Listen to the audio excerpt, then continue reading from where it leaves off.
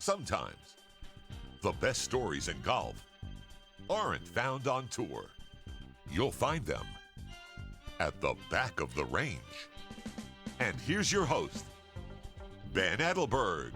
And once again, welcome to the back of the range. I am your host, Ben Adelberg. This is episode 114. Feels amazing to be back in the United States, but what an incredible experience I had in Mexico. As you recall, I attended the Latin America Amateur Championship at Mayakoba. Man, always great attending amateur golf tournaments, especially ones where the winner gets an exemption to the Masters and the Open Championship. So congrats to Abel Gallegos from Argentina, 17-year-old kid who hits it an absolute mile. I was following him in the final round, and I'm seeing him hit this 3-wood and just cuts this corner right over the water. And then I looked down. I'm like, nope, that was a hybrid. Okay, yeah, hits it a mile. You're going to see some fun things out of him at the Masters and the Open Championship. But before we get to this week's episode, just a couple things I want to share with you. So Mayakoba, the El Camaleon golf course, it played hard, okay? I know when the PGA Tour players come into town, they tear it apart. The winner's like, 20, 21 under. But the rough was up for these amateurs. The USGA is involved. It's a major. It's going to be a tough setup. That being said, these players were put through the absolute ringer. Some of these fairways were about 20 yards wide, past palm greens that were very challenging. I saw so many missed 5-footers, 4-footers. The 36-hole cut was at plus 13, and the only player that finished under par was Abel Gallegos. But before you think these amateurs aren't that good, trust me, I didn't want any piece of this golf course under those conditions, and I'm not sure anyone else would want to either.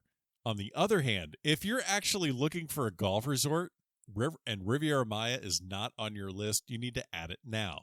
The hospitality at Mayakoba was incredible, friendly faces at every turn. I had some great meals at that resort. I actually got into mezcal a little bit while I was there. Just a little bit. But if you want some more information about Mayakoba, shoot me an email at ben@thebackoftherange.com. I can give you some additional information, and I might have a guy that can help you out with your travel. So let me know.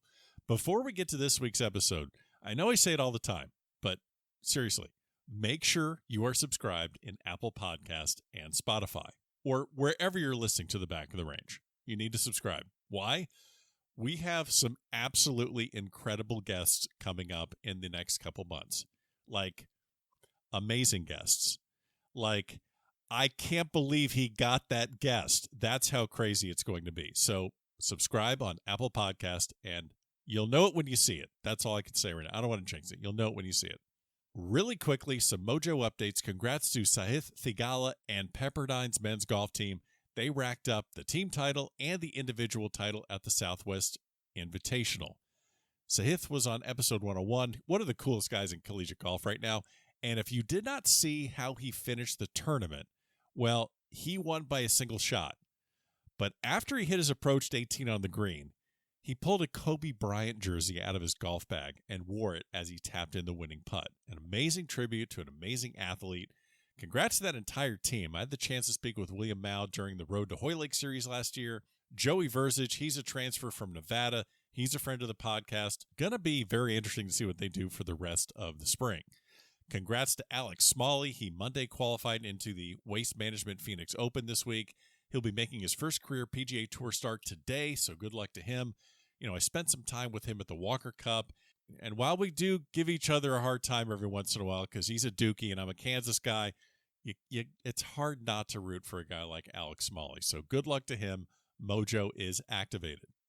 Another cool announcement I have for you all is that I'll be attending the Valspar Intercollegiate at the Floridian in March. So very cool tournament. Looking forward to reconnecting with a few of the Walker Cuppers I followed last year. So John Pock from Florida State, Cole Hammer from Texas, the Cootie brothers from Texas, Augenstein from Vanderbilt, Andy Ogletree, the U.S. Amateur Champion from Georgia Tech. Going to see all those guys.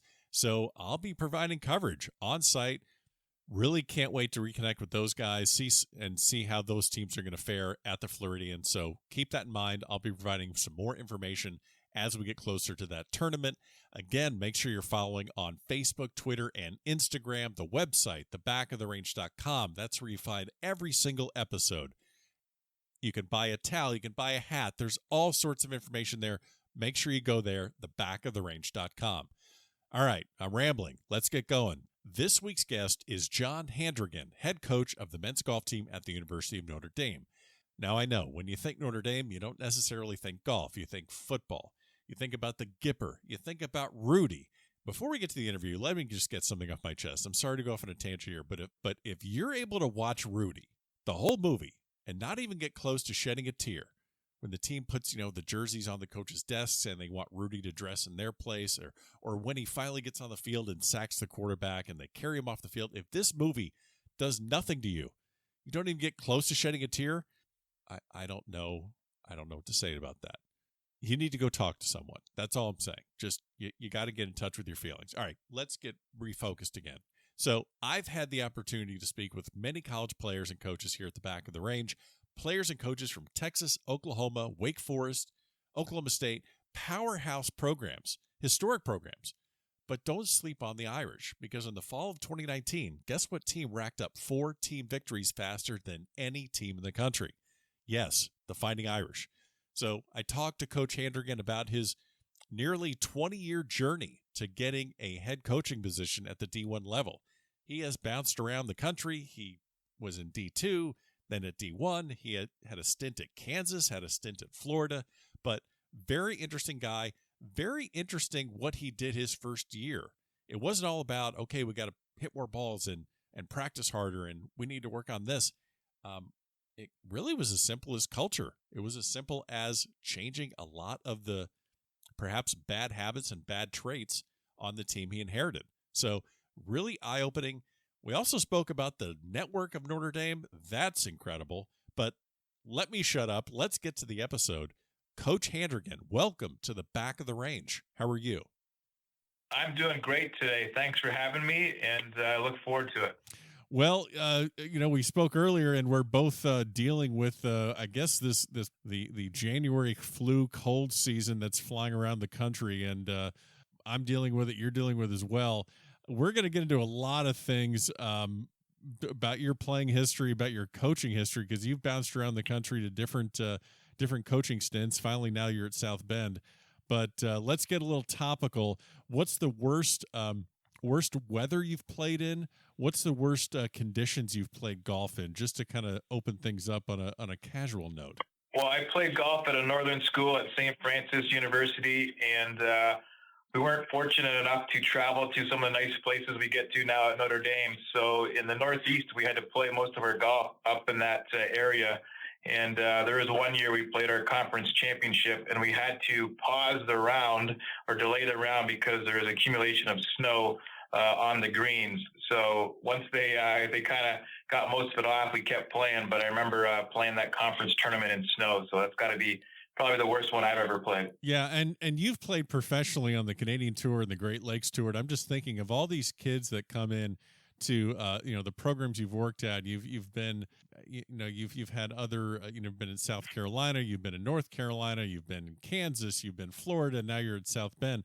But when any of your players ever complain about any sort of course conditions or anything that is slightly adverse, I mean, do you have to take a deep breath before unleashing on them, or is it just like you have no idea what tough conditions are? Yeah, sometimes I try to take a deep breath, but it's hard to as well, because sometimes I just let them have it, because they're treated pretty well nowadays, as you know, in college golf, and I think as coaches in our organization with the GCAA, every year it gets better, and it's a joy to play in and be a part of it. But I've coached for 20 years now, and to see how much it's evolved in 20 years, it's pretty impressive. I played 2 years at a small NAIA school in Miami, and I think my haul as far as gear was a stand bag that didn't stand up very well, 3 shirts and 2 hats, and we'd scrape together golf balls somehow, but that was pretty much about it. Maybe a pullover, I can't remember, but you see these pictures of the gear that these teams are getting. It's insane. I mean, it's incredible. When you were playing at St. Francis, what did you get? Because it looks like we were kind of playing college golf around the same time, late 90s, early 2000. What was your haul at St. Francis? I think we had 3 shirts per team, but we washed them every week. And if you weren't in the lineup one week and got in the next week, you're wearing somebody else's washed clothes because we didn't have enough for the entire team. Oh, that's perfect. Yeah, but I was lucky that I was in the lineup every tournament in my college career, so I had my own gear. But some of those other guys wearing somebody else's laundry wasn't pretty. So we didn't get much. And I remember my old coach, who was my role model in coaching. He would give us 1 sleeve of balls per tournament, and it didn't go very far. That's for sure. Yeah, good luck with that. I've had that too. I think I had that in high school and college. You get like 1 sleeve, and you're like, all right, well, I guess if I want to finish the round, I'm hitting 3-wood or irons off the tee just so I can keep my equipment in front of me. Yeah, the golf balls got marked up so easily back then, and they didn't last very long, you know? Yeah, of course. Well, I mean, you just alluded to, you played your college golf at St. Francis in Pennsylvania, accomplished career, as you said, played every single tournament. You made the transition to play professionally on the Canadian Tour. Tell me a little bit about, I've talked to other people. I've talked to Dan McCarthy. Just had Brad Tilley on the podcast, both guys that played professionally. Well, McCarthy's still playing. Tilley's a reinstated amateur, but they were telling me these great stories about playing PGA Tour Canada. It seems like the Canadian Tour are playing professional golf in Canada. There's got to be a great story somewhere. So dig into the memory banks of the early 2000s. What do you got? Give me a good Canadian Tour story. I don't know about a story, but I do recall that I was Canadian and grew up, but I just didn't travel very much. And as you know, the Canadian Tour back then, you kind of traveled all over the country of Canada. Yeah. And I absolutely loved it because I got to go so many places that I'd never been before and experience what Canada was all about and the people there. And although it was a short stint, I think I only played for 1.5 years and on and off a little bit, so I couldn't really afford to do it, and I was working at the same time. But I enjoyed just traveling around Canada, and I wasn't a top player, and I realized it wasn't going to be my career. But to be able to do that with some of my close friends, college buddies growing up, Sure. was a pretty cool experience, that's for sure. When you made the transition to coaching, was it necessarily this is my life career path? This is exactly what I want to do with my life. I want to, mold golf teams. I want to, get to the top ranks in NCAA. I want to coach a Division I team. Did you have that mindset going into it, or was this more of a, hey, I'm in my early 20s, I have an opportunity to go back to my alma mater and let's just try this? What was your thought going into coaching college golf? It wasn't a career move that I thought at the time. I was hoping to get my master's degree, and I wanted to go back to St. Francis, and I wanted to be with my coach, who was struggling health-wise at the time. So I was helping him out as a graduate assistant. And at the time, there wasn't much of a career for assistant coaches across the country. Very few schools had them. Yeah. So I didn't think of it as a career at that point in time. But I just enjoyed the competition and being around, young players to help them develop. And I just grew to really love it after a couple of years, getting my master's at St. Francis. And then at that point, I knew I wanted to make a career out of it. But I didn't know which direction or how to do it. And as you mentioned, I've kind of been all over the country at so many different schools, a head coach at Division II level, and then assistant coach at, some pretty good Division I schools, and just built my resume. And it took me, 18 years so far to, I've been coaching for 20, but been at Notre Dame now for 2 years.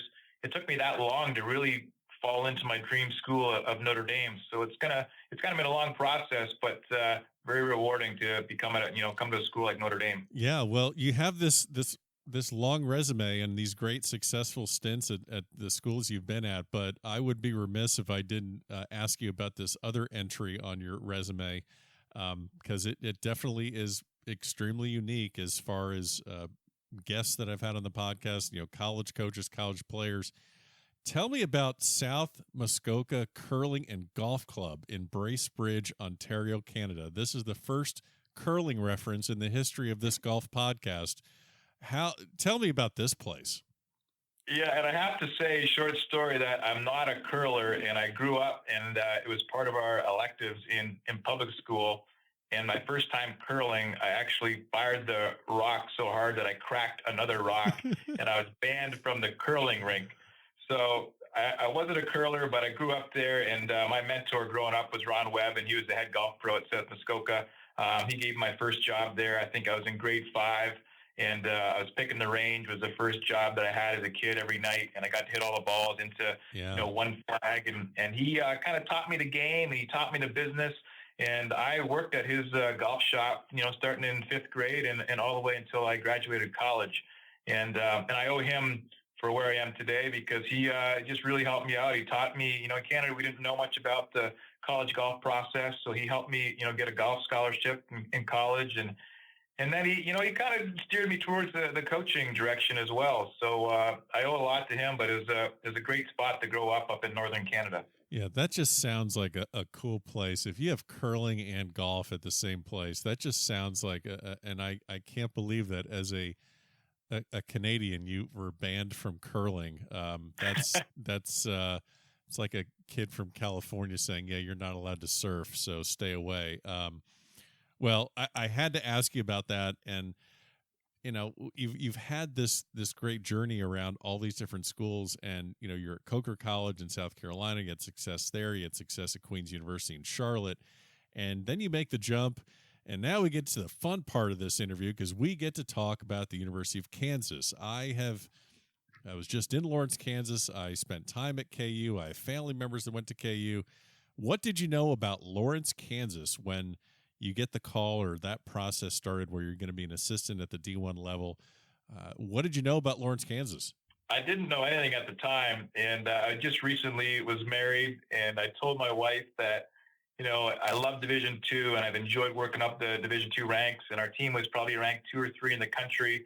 And I said, it's not enough. I want to get to the Division I level. I don't think I'm going to get hired from being a head coach at Division II. So I think the next step is to become an assistant at the Division I level to get to my goal, which is eventually, a top Division I school. And I told her, that the assistant job at Kansas was open. And she was like, the only thing she said was, it's a great basketball school, but I don't know about going there for golf, But I went there on a visit, and as you know, being from there, it is an absolute amazing place with a lot of good people. And the golf program was solid at the time, but there's nothing like Lawrence, Kansas. The people there are great, great basketball school. And I hope to get back there someday. I still have some friends there, obviously, but it's a pretty special place and a nice spot to start my Division I coaching. Well, and you started there, and then you went to Florida. You spent several years there as an assistant, then as the associate head coach with J.C. Deacon, and now you're at Notre Dame. And I guess I want to ask you if you can speak to not just recruiting, but I guess the atmosphere at a big school that's known in athletics for a sport that's not your own. I mean, Kansas is a big basketball school. Florida, I think you actually can say basketball and football. Notre Dame, I know the women's side is strong in basketball, and obviously they're iconic as far as football goes.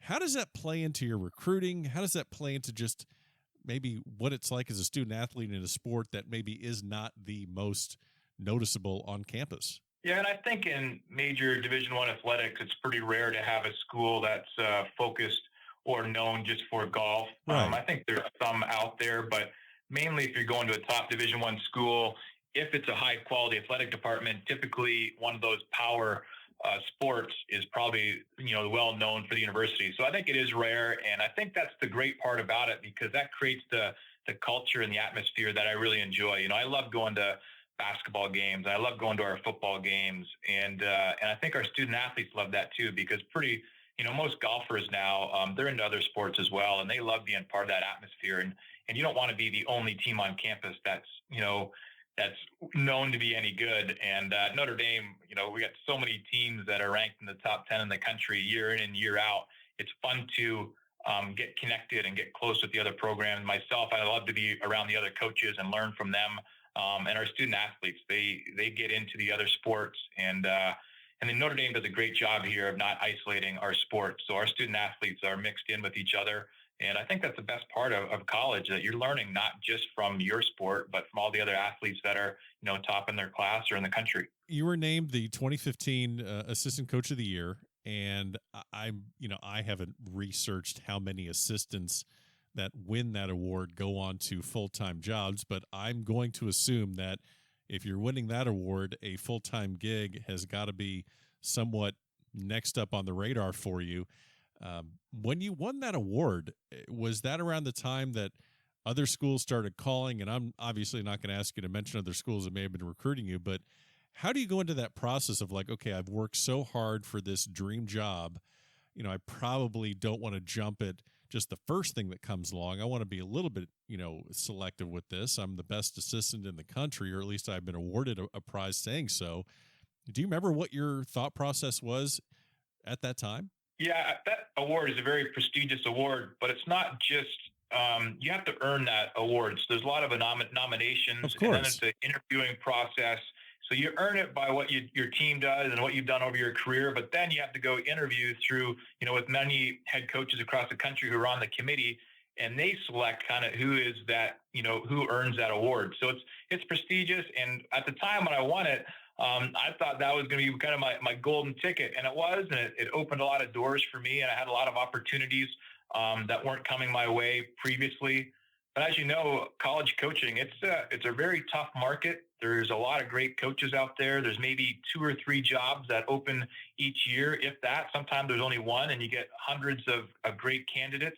So it's pretty tough to get your foot in the door, but that definitely helped a lot. And after that, I had quite a few interviews, and that was my, towards the end of my career at Florida, and had some great interviews with awesome schools. And I was fortunate to land the job at Notre Dame, which had a program that was struggling a little bit at the time, and it's been very rewarding to be a part of turning this thing around. So you get to South Bend, and normally I ask the coaches about recruits they bring on campus and how they get all starry-eyed at a football game or a Midnight Madness basketball game or something like that, or just being on campus. But I'm going to turn this around on you.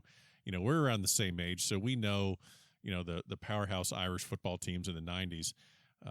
How were you, or what was it like being in South Bend for the first time on campus? Were you just kind of kid in a candy store? Were you able to hold it together, or were you just a little bit like, oh my gosh, I'm at Notre Dame? Yeah, I held it together the best I could, but I was fortunate. One of their core values here is family, so they invited my wife along on the visit. So we were touring around campus together and meeting a lot of the head coaches and seeing all the facilities, and we even watched football practice and met Coach Kelly. And it was very tough not to show my excitement. And I think I had a smile on my face from ear to ear the entire visit. And when they really focused on family and my wife, and it was more than just coaching and more than just winning, I really felt that like this was the right place for me. And as you know, Notre Dame's a special place with a lot of great programs. But just the national brand for Notre Dame and our alumni network has been outstanding and more supportive than I've ever felt anywhere else. So they went after your wife just as much as they went after you, didn't they? Yeah, they did. And they just wanted to make sure that she was going to be part of everything. Right. And that's a big part of what they do here at Notre Dame. It's not just me, it's a family. And that was, I went on a lot of interviews the last 2 summers when I was looking, and it wasn't like that at most places I was going to, that's for sure. You come in and it's your first year and you lead the team to their lowest team stroke average in over 3 decades. All these great accomplishments in your first year. These aren't kids that you recruited. They were there. I'm assuming most of them were there already. So I guess just to ask the question bluntly, how'd you do that? Yeah, I think, a couple of things we do very well here. It's not just me, but it's our whole program, and my assistant coach, Scott Gump, as well, is we really work hard at developing our players into great young players and young men. And we changed the culture here pretty quickly.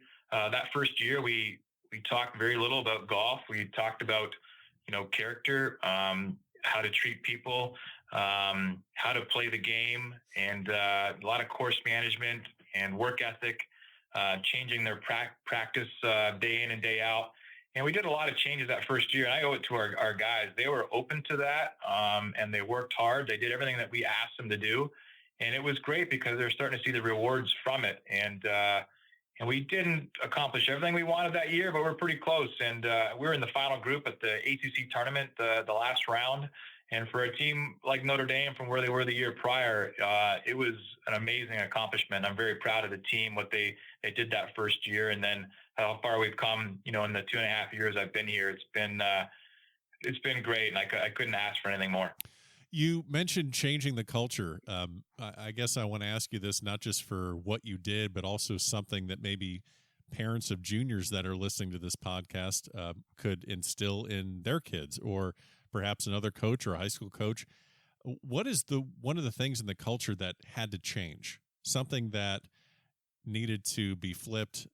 What is maybe pinpoint one of those things, so where people listening could say, okay, maybe I recognize that in my son or daughter, or I recognize that in a junior camp that I volunteer at. That's part of a culture that needs to be changed. Sure. A lot of it at Notre Dame at the time was attitude and mindset and becoming a team rather than, in high school, golf is, it's more of at top juniors in the country, it's more of an individual sport. But when you get to college golf, you have to know how to be part of a team and work well together as a team. One thing that we talk a lot about, which was a problem our first year, is that, players wanted other players in the team to play poorly so they could get in the lineup. Mm. And we flipped that around because you want your team to play great and you have to play better for them to bring out your best stuff in order to get in the lineup. And that culture was a problem in the beginning, that people didn't want them to play well because they thought that'd be easier for them to get in the lineup. Well, we changed that in our culture, and we got a team that with some great leadership from some of our captains to really step in and help that culture, help that mindset of what competition really is. And we have a positive competition environment where we encourage each other and support each other all the time.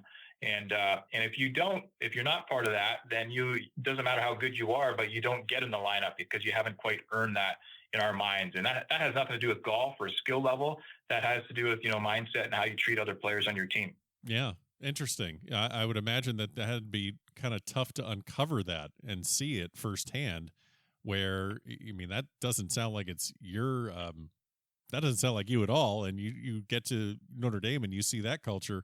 I guess that probably must have been pretty surprising when you first saw it. It really was, because obviously at elite programs and programs that are ranked, like being at Florida for a long time, that's not usually an issue, right, because they've gotten that level and they've really understood what it takes to be successful at that level. But here it wasn't.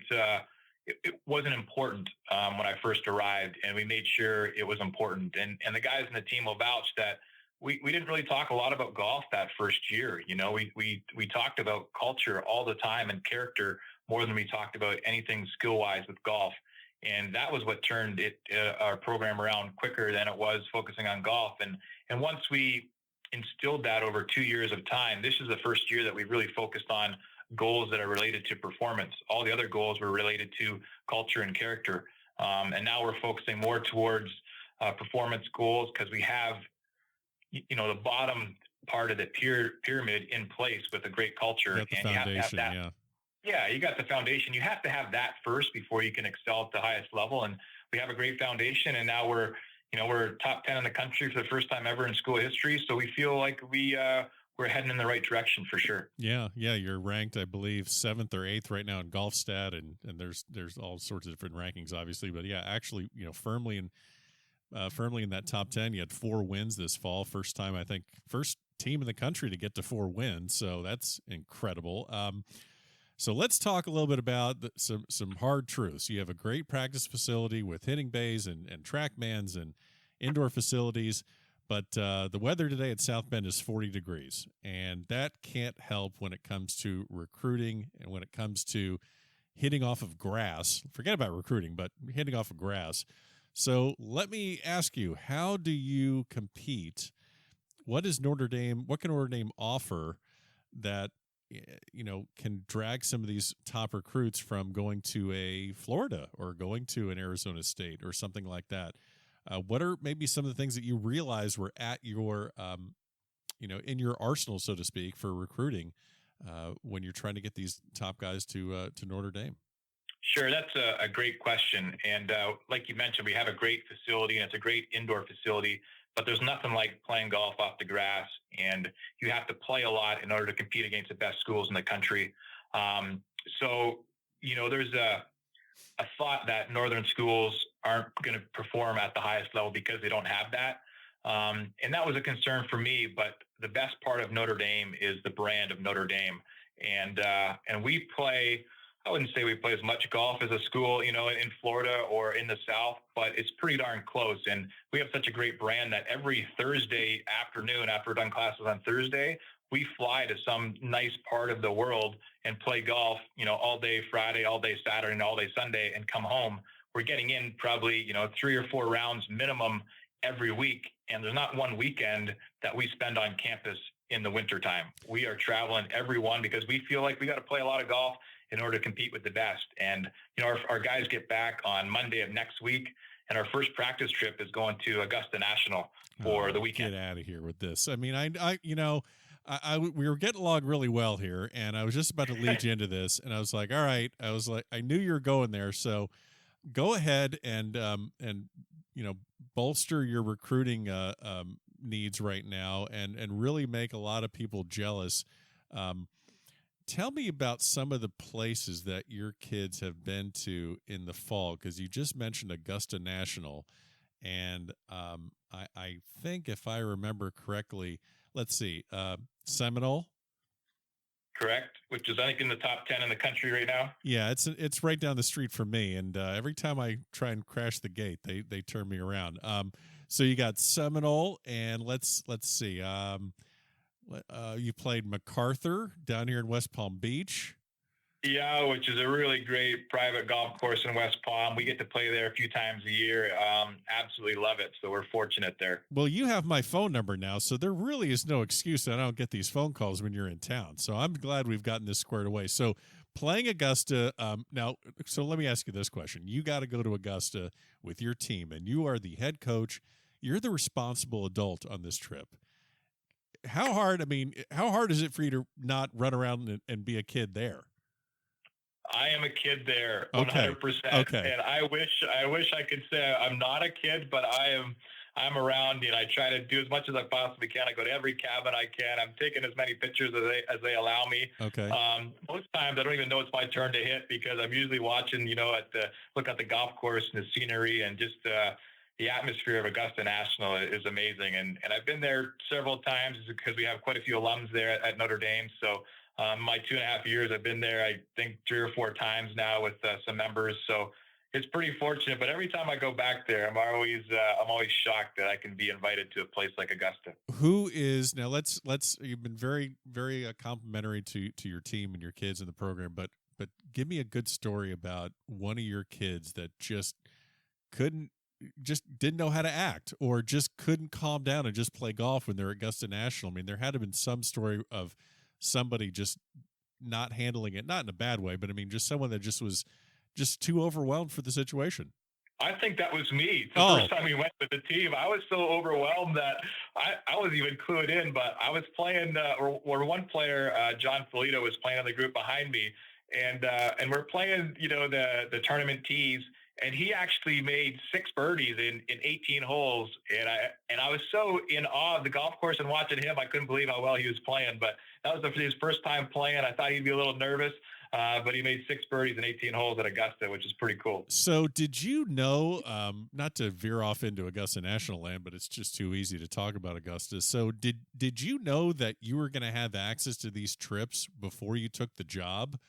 What or how does that come to be where you get told that? And can I have the name and phone number of who sets that up? No, I'm just kidding. But how? Okay, so yeah, explain how that gets mentioned. Like, oh, by the way, this is going to happen. Well, when I was interviewing for the job, they kept talking about the Notre Dame brand, and sure. And I knew it was powerful at the time, but I was just coming from Florida, which has a pretty powerful brand too. So I didn't realize the significance of the brand until I got started in the interviewing process, and I knew I really wanted the job, and all the phone calls that I received from prestigious alums that play golf at Notre Dame or just people that are connected with the program. And then I started realizing that this is extremely special, and there's people all over the country and world that want to help out our golf program. And the first thing I did when I got the job is I wrote a letter to every person that was connected somehow to our program, just to welcome them back to Notre Dame golf and to get them connected to our program again. And the support that we've received, and I'm not talking just financially, but right. Going to these golf courses And every tournament we go to, there's always, 3 or 4 alums in the area that are inviting us over for dinner. And sometimes we can't go to every one, but we try to incorporate everybody to one dinner. And it's something that I've never really experienced before. And Notre Dame, it's a different place. When people leave here, all they want to do is give back, and when they leave, and it's special to do that. And I know other schools have that, but I haven't experienced it in my time, and it's fun to be a part of. And all these people that are, that graduate from Notre Dame that are into golf, and they're members at some great courses. We're fortunate that they invite us to those places, and that's why we do these practice trips on the weekend to get us ready for our winter golf season. But also it's a networking for our student athletes. They get to meet some of the great alums and people that graduated from Notre Dame. What was the first, or tell me about the first time you met Jimmy Dunn? Yeah, well, I just received an offer, and I accepted the offer for a job. And when within the first hour of my acceptance, he called me and he said, "Coach, the first thing we got to do is arrange a time for your team to come to Augusta." Oh, dear and God. I said, "Mr. Dunn, no problem. You pick the time, and we'll make sure it works in our schedule." So that was the first time. And then he was here for a football game early when I started here at Notre Dame, and we connected pretty well. And since then, we played a lot of golf together, and he's helped me with quite a few things and a lot of introductions to people within the golf industry and in the Notre Dame industry. So we've hit it off, and I was just played a lot of golf with him over the wintertime. So he's a super guy and a great asset to our program. Yeah, I was fortunate enough to meet.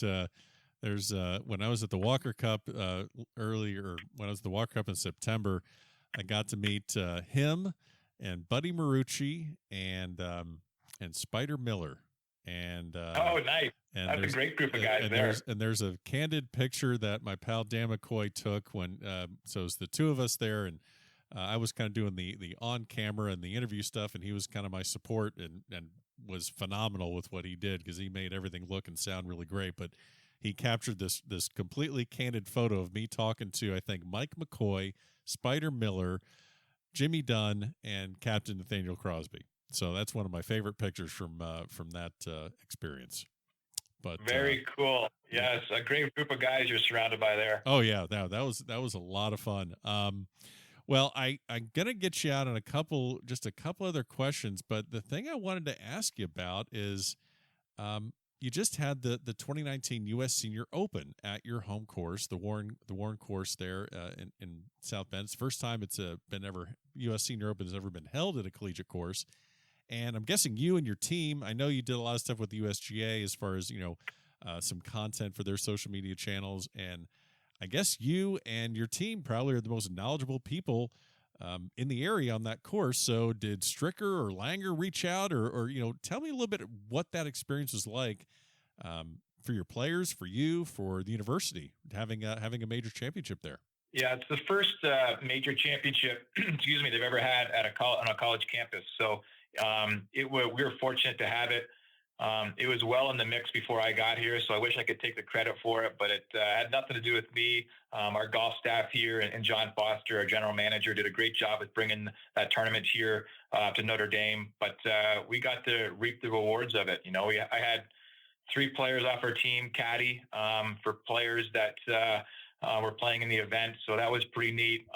We had a skybox just for men's golf, and we brought all of our former players back and alums to come for the event.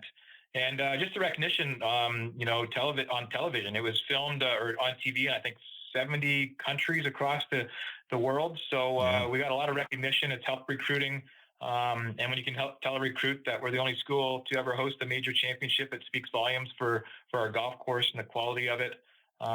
So yeah, we've been fortunate to have it. It's really helped out and jumped our program quite a bit. Well, you like I said earlier, you had 4 wins in the fall. You're getting ready for the spring. You're in the top 10. What are the things you're focusing on for the spring? You got the national championship going to be in Arizona this year. I know you have a lot of tournaments between now and then, but what's one thing you're kind of focusing on for this spring? Yeah, our team is very focused. They're driven. We keep it very simple. We try to get better every single day. We keep our goals all process goals and what we're going to do each day. And if we build off of that, I think we're going to have a very good result towards the end of the year.